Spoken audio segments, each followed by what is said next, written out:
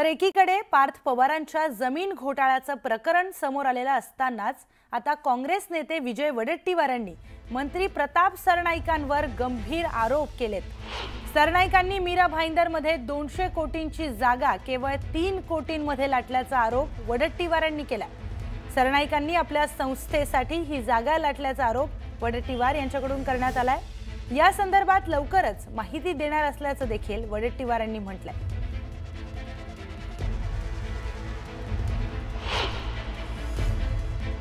मंत्री सरनाईकने स्वतःच्या एज्युकेशन संस्थेला मीरा भाईंदर मधील प्राइम लँड 4 एकर ज्याची किंमत 200 कोटी रुपये आहे, मार्केट व्हॅल्यू 3 कोटी रुपयामध्ये घेतली। मंत्र्यांना स्वतःच्या संस्थेच्या नावाने अशी जागा चॅरिटेबल संस्थेच्या नावाने घेता येतं का?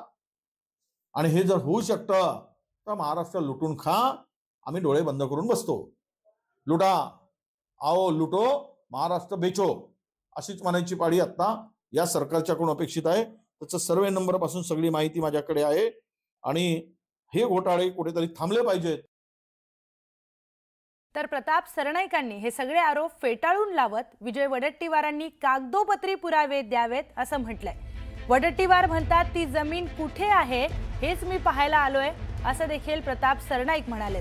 मी घेतलेली जमीन कुठे आहे ते मी शोधायला आलोय असं म्हणत प्रताप सरनाईकांनी आपल्यावर केलेले सगळे आरोप फेटाळून लावले।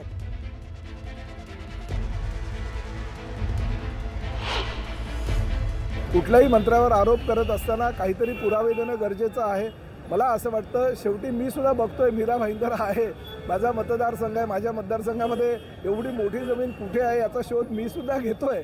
त्यामुळे त्यांनी पुराव्यानिशी काही गोष्टी ज्या आहेत त्या सिद्ध कराव्यात, जेणेकरून त्यांच्या ज्या आरोपाला मी उत्तर देऊ शकतो। नेमकं ही जागा कुठे आहे ते अहो मलाच माहिती नाही, त्यांना विचारा आणि मला सांगा, म्हणजे मी सुद्धा जाऊन बघील ना की जागा तुम्हाला सापडली तर तुम्ही त्यांना पाठवणार नाही। मी आता त्यांनी कुठली जागा, कारण मी शेवटी एक व्यावसायिक आहे, माझ्या जागा कन्स्ट्रक्शन एरिया भरपूर ठिकाणी चालू आहे, त्यांनी मला सांगावं कुठली जागा आहे, मग मी त्या जागेचं काही कागदपत्र जर त्यांनी सादर केले तर त्यावर खुलासा निश्चितपणे करेल।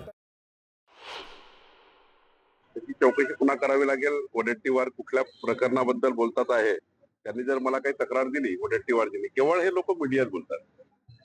प्रश्न आहे की तक्रार दिली पाहिजे ना, तक्रार दिली तर त्यावर काही चौकशी होईल।